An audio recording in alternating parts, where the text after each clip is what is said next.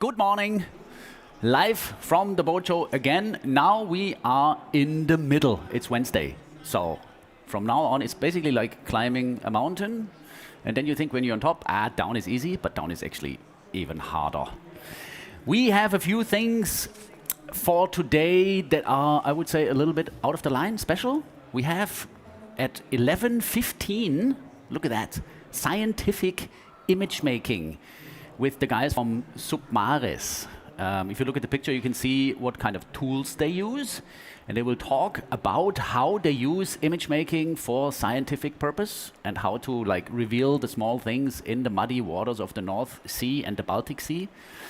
That's going to be interesting. And then after that, at 2 p.m., we have Dr. Alex Tattersall here from the UK, and he will give 5 practical tips for your macro photography. It's a little bit of a mixed day because from the small things, then we come to the real huge things. A great honor to host Andy Casagrande from the States here, and he's a shark conservation filmmaker. Another dream job if you read that. So that's going to be very interesting as well. And as you guys probably know, that we had a little competition to win a trip to Tonga to swim with humpback whales. This ends today. We had almost 5,000 entries for that. Humpbackswims.com, they were polite and open enough to give this to you guys. Nadia Ali would be here on Vimeo, but she's on the way to, I think, New York to some show or conference, so she can't be here telling us a little bit more about it. But there's actually not so much to tell about it. Just let the pictures speak a little bit for themselves. Can we make that a little bit bigger, Tony?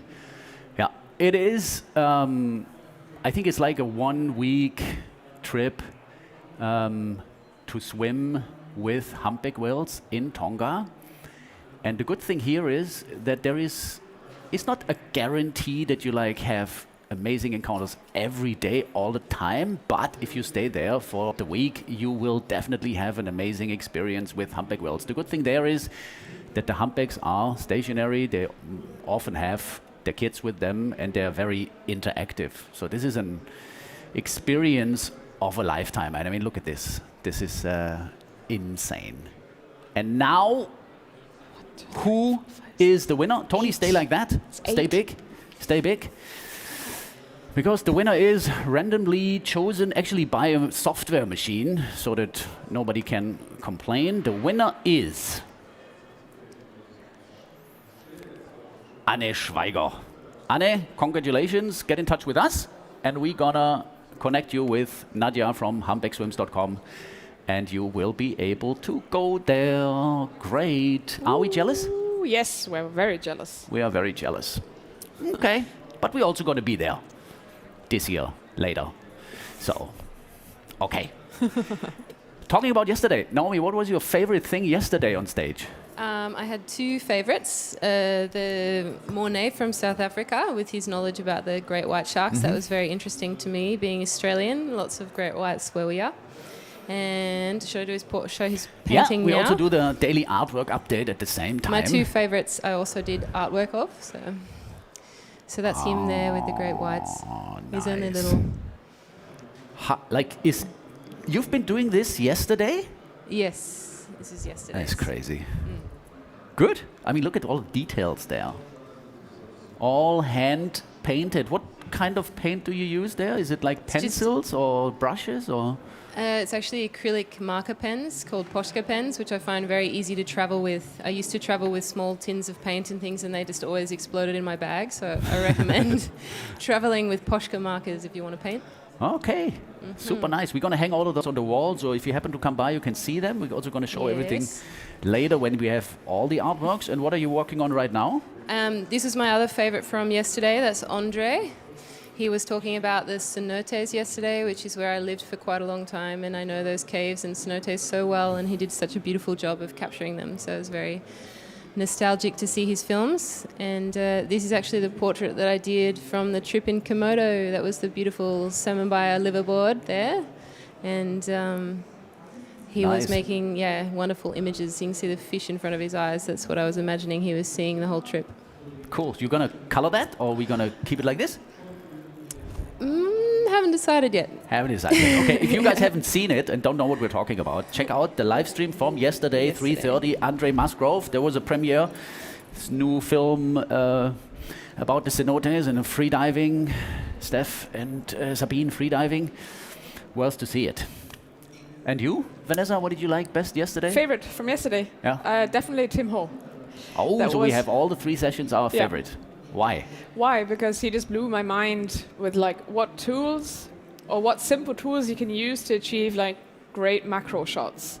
Like he explained how to use the tiny little snoot with the nudibranch and then the compact camera, and like 1000 lumen is more than enough to get a fantastic shot. So that was Yeah, also I'm gonna try I that. felt a little bit stupid yesterday because here is someone showing us how you can make amazing images with very Yeah. small and affordable cameras, and also the way he explained it and like the concept. You actually do your settings and do everything was quite different than from what I imagined I would do if I would be a photographer, because we're not photographers, but definitely. I'm gonna have to ask him if you can do the same thing with video.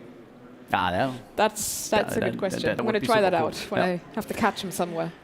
Then I see a lot of suits and things in the back. If you guys wonder what this is all about, just so if you didn't follow us, we posted 7 different videos prior to the show about the different topics that all of our guests and we will cover here on the stage. And the topics are, Vanessa? Beginner, macro, wide angle, free diving, cold water, drone, Compact camera. compact camera. Compact camera, Right. exactly. So you're going to find these videos on our Facebook page or on YouTube. And if you leave us a comment there, then you already enter to our competition to win amazing prizes.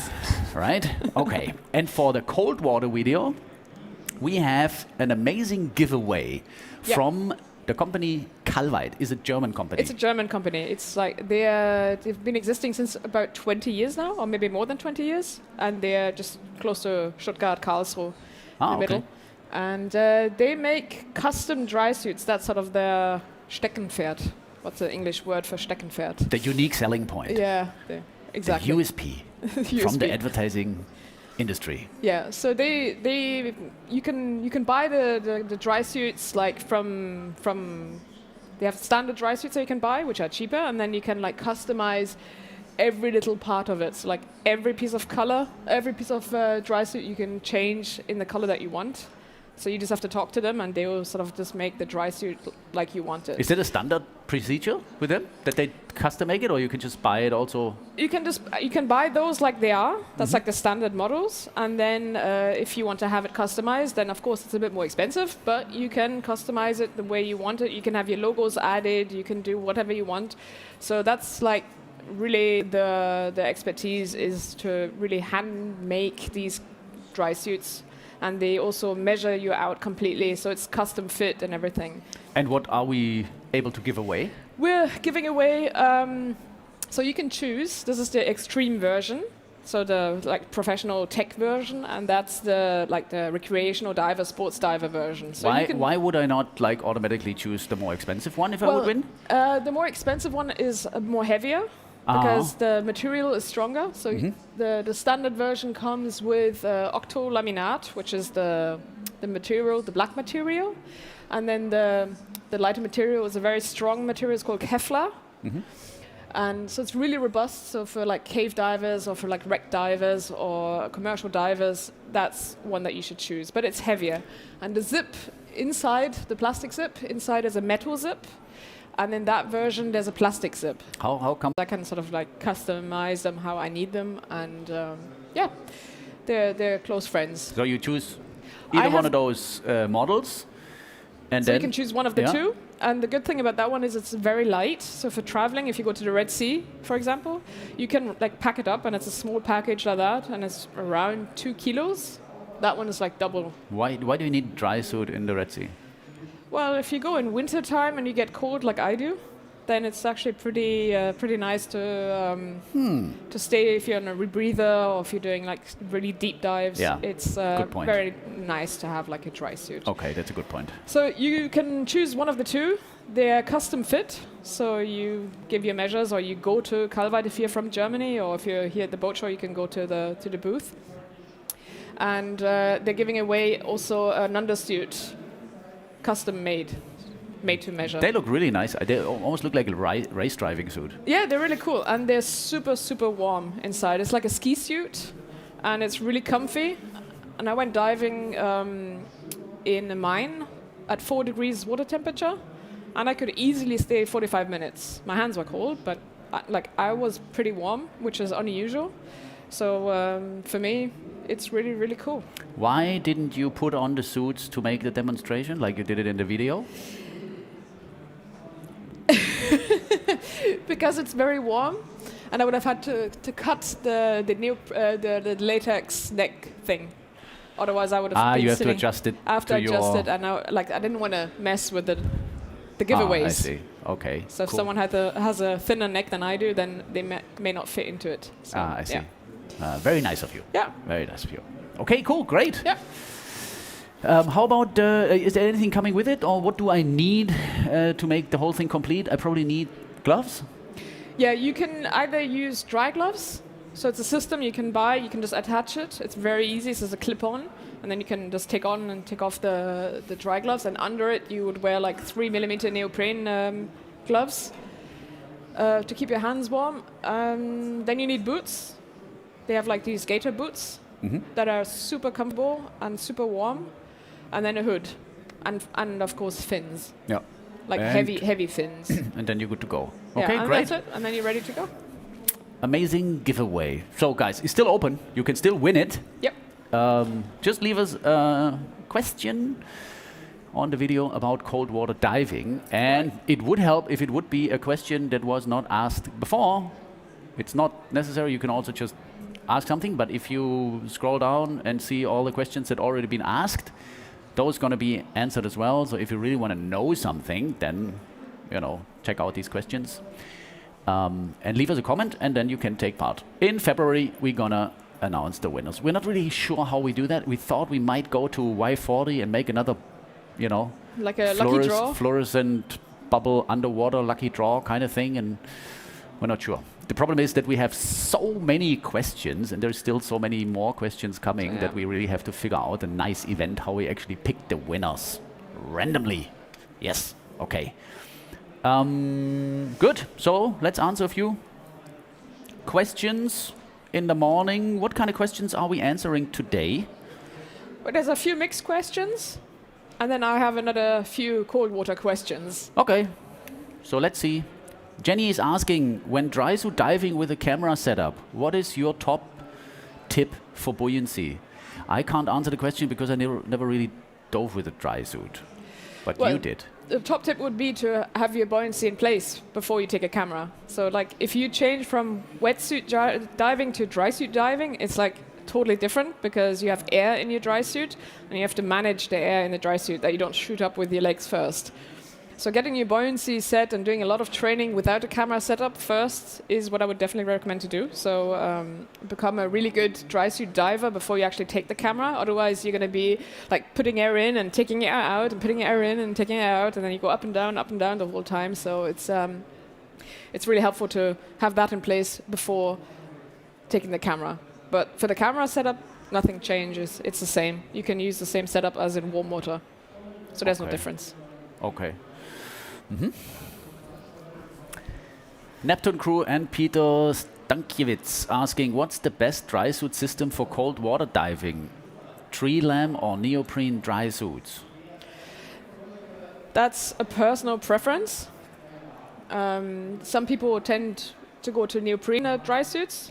For some reason, you don't have to wear the thick undergarment under the neoprene because the neoprene is like 9mm or whatever. So it's enough if you wear like a thermal underwear. That should be enough. And with the trilaminate, the ones that are hanging here, well, these are octolaminate actually. It's just a different type of diving. You can wear the really warm stuff, and usually when you do like really cold water diving, you tend to wear the laminate ones instead of the neoprene ones, because you can like put as much under it as you can. There's more space inside. So it's essentially what depends on the type of diving you're going to do and what your personal preference is. Okay, if someone doesn't know what to do, probably try both. Yeah, definitely try At both. least in the shop or whatever, and see how it feels. And I would try both underwater. It's different. Yeah, if you can, it would be the best, of course. Well, like Kallweit, they offer like a try dive, so you can actually like pay a small amount, and then you can try dive the suits. You can order them, and they'll send them to you. You can try dive them, and then you just send them back. And if you buy a suit, what they would do is they would deduct that from the final price. Okay. So it's an idea. Smart idea. Okay, Ibrahim asking, filming in the cold water or under ice can be with normal video light, or it needs special video light or special filter to add on top of the video light? Well, I haven't done ice diving myself, real ice diving, but maybe you have an idea for Antarctica? Yes. Generally, it's basically the same. But what is significantly different is that the ice itself, because it's so bright, is really messing with the picture. So if you have like a dark background and you put a lot of light in the foreground as well, and you kind of illuminate the ice, then you will have, the contrast between the black and the ice will not be very sharp, because most of the time, even if the visibility is good, it's not that great most of the time. You will get a very washed out image, because it's very difficult for the camera to actually control the white and the black against each other. So it's a little difficult to expose. So I felt like using light is always good, and it also looks nice with the ice, but you have to be very careful, because in the end you're not going to see the outline of the ice very good, and the ice basically looks like it's a light source. It will like radiate a lot of light rays and things like that. So that is the one thing that I really noticed, and there it helps to reduce the amount of light a little bit. But the question goes towards the filters and how you do this. If there's any difference in probably like white balancing, or you need different filters. No, you don't. Okay. Underwater photography in cold water needs very good battery. However, despite this, very often the outside temperatures can be below 0. Do you have any advice so that the batteries keep their maximum capacity before entering the water? Well, I keep them warm. Keep them on your body. You can put them inside the pockets inside if you have jackets on, or just leave them like inside the boat, or depending where you're diving. Just keep them warm. There are people that use like hand warmers, these things that you break, that you have to boil beforehand, and then you can just break it, and then they keep warm, and then you can just put the batteries with the hand warmer in your pocket. So keep the batteries essentially as warm as you can the whole time before you put it into the camera, into the housing. Yeah. And it depends on how your routine is. Some people, they assemble everything the night before. In this case, make sure that the camera is not standing with, even if it's off, with the battery inside a long time somewhere in a cold place. And that's why we always load the cameras before we go diving. And there's not only about the temperature, it's also about the humidity in the air. You have to make sure that you have a dry air environment when you assemble and close the housing, because then there is less probability that it will actually fog, because when the humid air gets temperature, you might get fogging in your lens. So that comes with it. So you have to kind of be a little bit more aware of that, especially in cold environments. So, but if you have dry air inside the boat, you can assemble it in 25 degrees Celsius, and then go. It's totally fine. I mean, it's great because everything is in normal temperature, and once you turn the camera on, it will also heat up and get some temperature. This will also protect basically the battery from dying faster, because the camera normally radiates a lot of warmth, depending what camera you use, of course. If you use a very small camera, then you might have a bit of a different problem. I think we talk about it also relating to the vacuum system in another question, I think. But generally, keep everything warm. It's not, the fogging is not about the temperature, it's about the humidity in the air. but a vacuum system would help.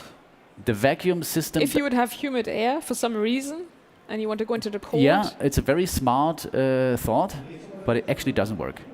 Doesn't work. Because the vacuum system doesn't create like a real vacuum. Okay, so it's still it's some just air like left. an under pressure with less air inside, and the sensor that is measuring that, and if there is like a difference in it, then it will give you a signal so you know there is some kind of a leak. That's the idea of the vacuum system. But it's not like no air inside anymore. Okay. If there wouldn't be any air, there would be two things. One thing is you wouldn't have any insulation anymore, because there's nothing that can heat up and protect the camera from getting super cold. But then you would also not be able to have any kind of fogging, of course. But it's not like this. And I have a lot of like really bad experience with that kind of stuff from the Antarctica trip. Like we were not even able to take the camera inside of the boat at all, like the housing, because inside the air was so humid.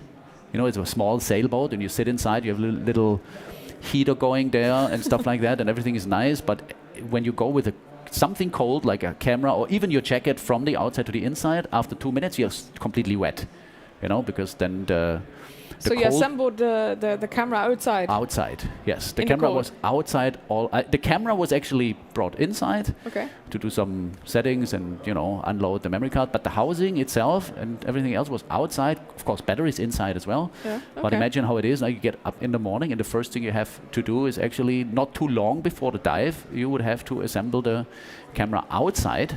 And the problem is also, even if it's next to the door, and the door is like 2 meters away, you don't see it, you never think about it, but the air coming out already caused the housing to fog. Like I had to abort 2 dives because the camera was fogging, just because the door was open to the inside of the boat. Oh, wow. Did you have any issues like the buttons freezing? Never. I don't know why. I think because there's like the silicon oily things on the O-rings, and I think that stuff doesn't really freeze. Okay. But I'm not sure. I mean, I never had any issues with buttons. So how warm or cold was the air temperature in comparison to the water temperature? The water temperature is -1 degree. Yeah. And outside temperature, good question. I mean, it definitely depends. On we the time had of quite year. nice sunny days where we can actually walk outside without a jacket on a boat, kind of. But in the night, it's like freezing cold. I think it's definitely -5, 10, something, even more maybe. But there was never an issue. The wetsuits got frozen. Because those you also cannot take inside of the boat because there's no space and things. It would be a mess. So get up in the morning having a wetsuit that is basically like a piece of wood and then have to get into that is a little bit of a challenge. But no problem, because you have that much warm water that you can use to defrost it from the inside.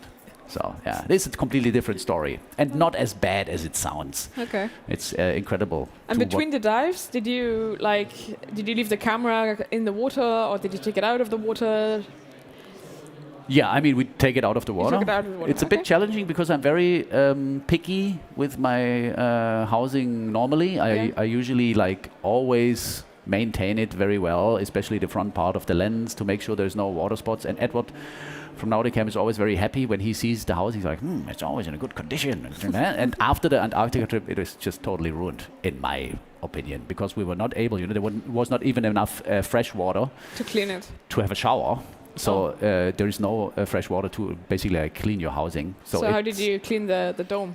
The dome with a microfiber and a little bit of fresh water. But I mean, usually you soak the housing, you make sure that all the water gets into all the buttons and everything is kind of releasing the salt.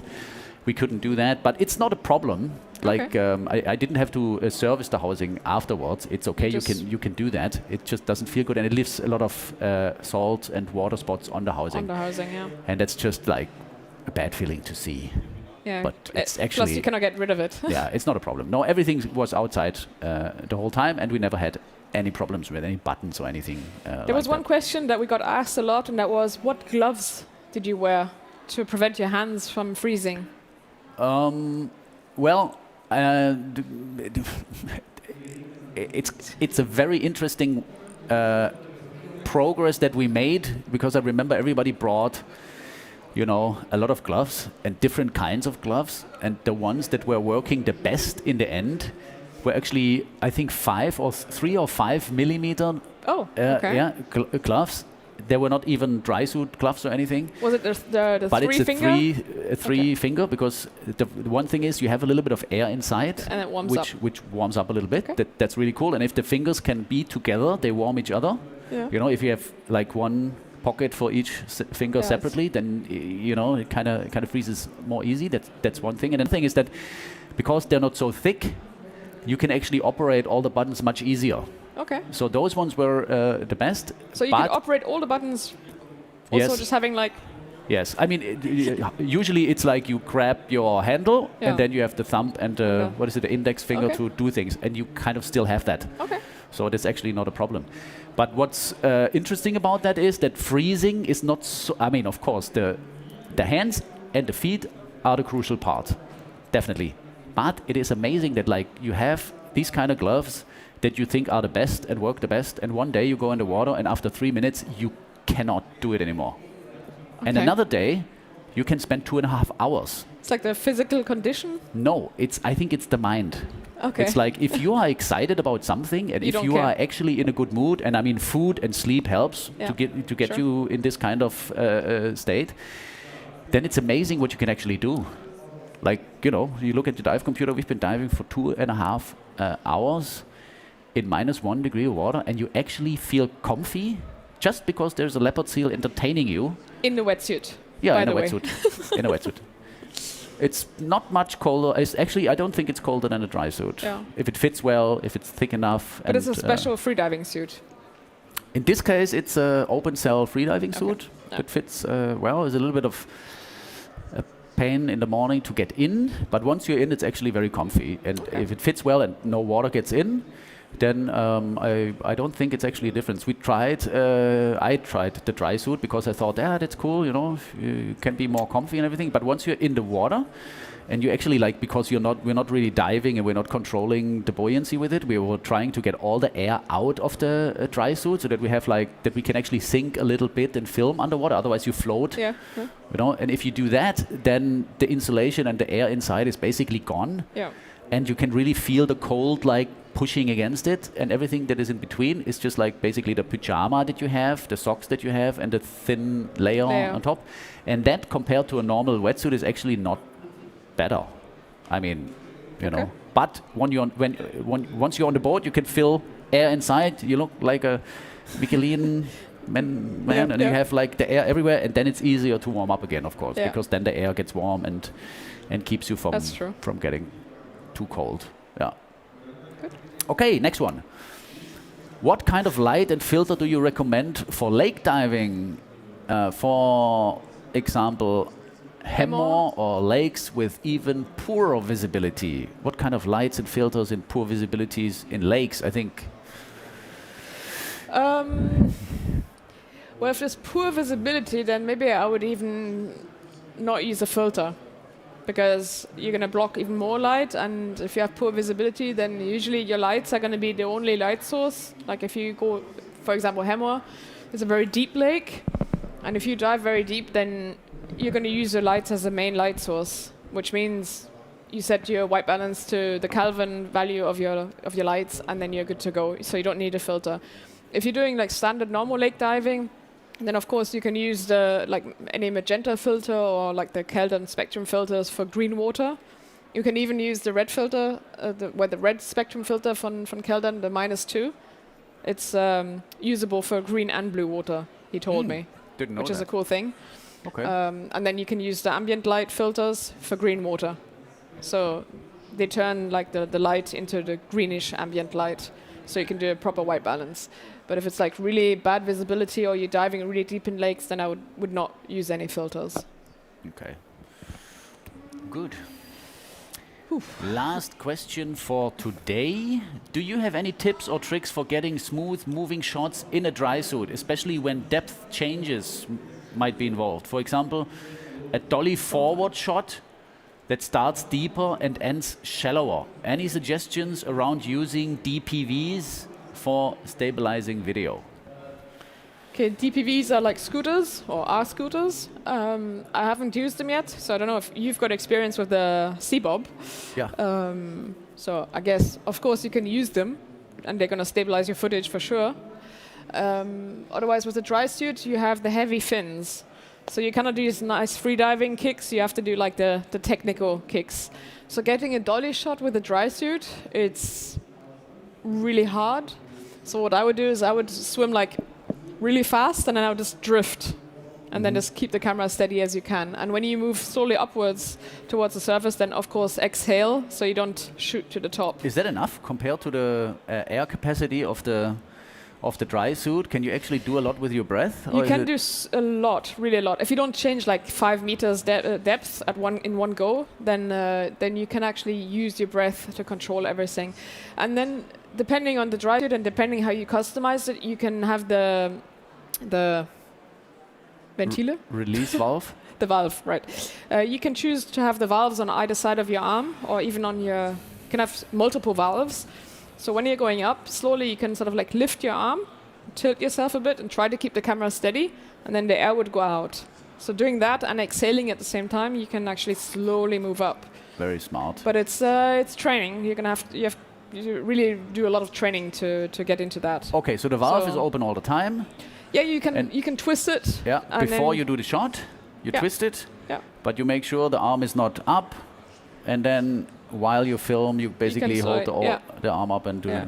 So it's really good to have a properly balanced and buoyant system, usually buoyant camera, so that you don't have issues with the buoyancy of the camera as well. So you can concentrate on just like slowly moving and then letting the air come out. Yeah, cool. Training. Good trick. Okay, good. That's the questions. Do you have more cold water questions or anything from today? I don't think so. I think that was it. Good. Yeah, that was it. All right. So we take a little bit of a break, and we will be back at 11:15 with the guys from 12:15. No, 11:15. No, 11:15 from Submaris. Talk a little bit about scientific image making. That's going to be cool. Also German guys, but we keep talking English. And then Alex Tatasor, 5 tips for macro, and Andy Casagrande, shark conservation filmmaking. Oh, what a dream job. Good. All right. We're out, and see you in like half an hour.